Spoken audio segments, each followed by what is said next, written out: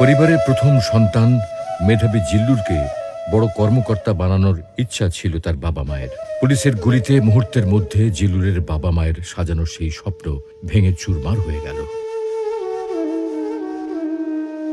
জিল্লুরের মতো এমন হাজারো মা বাবার স্বপ্ন ভাঙা স্বৈরাচার হাসিনা সরকারের সীমাহীন দুর্নীতি, লুটপাট, গুম খুন সহ নানা অনিয়মের বিরুদ্ধে আন্দোলন চলছিল বেশ আগে থেকেই।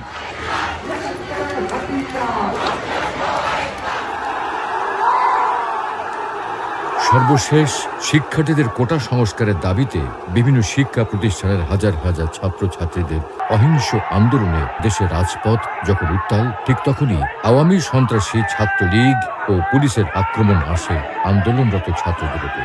অধিকার আদায়ে শান্তিপ্রিয় শিক্ষার্থীদের উপর ছাত্রলীগ ও পুলিশের হামলায় সারা দেশে